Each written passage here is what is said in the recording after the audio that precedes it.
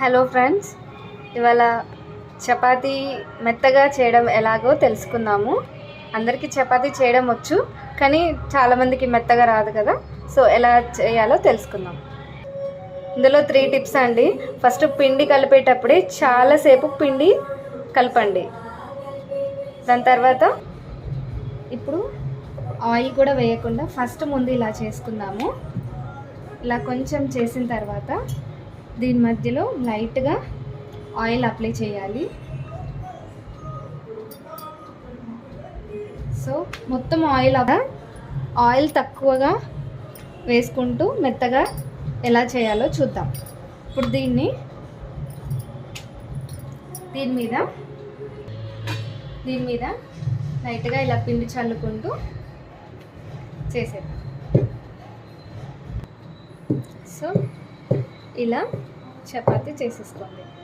కొంతమందికి సర్కిల్ షేప్లో కూడా కావాలి అంటే దీని మీద ప్లేట్ ఏదైనా పెట్టి సర్కిల్ సైడ్కి వచ్చిందంతా కూడా తీసేయండి. సో ఇప్పుడు ఇలా చేయడం వల్ల ఏంటంటే చపాతీ మెత్తగా ఉంటుంది, ప్లస్ మనం ఎక్కువ ఆయిల్ వేయాల్సిన అవసరం లేదు. అన్నీ ఇలా రెడీ చేసుకున్నానండి. పెనం మీద ఫస్ట్ సారి మాత్రమే కొంచెం ఆయిల్ పూసుకోండి, తర్వాత ఇంకా అవసరం ఉండదు. ఫస్ట్ చేసేటప్పుడు కొంచెం ఆయిల్ తీసుకోండి.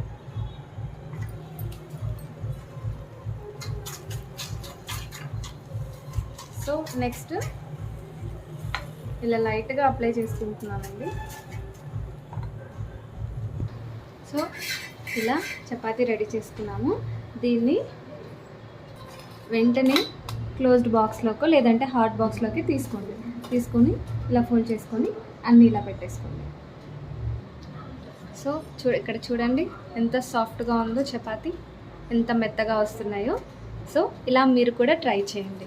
చిట్కా కోసం ఈ వీడియో అండి. అందరికీ చపాతీ చేయడం వచ్చు. Thanks for watching.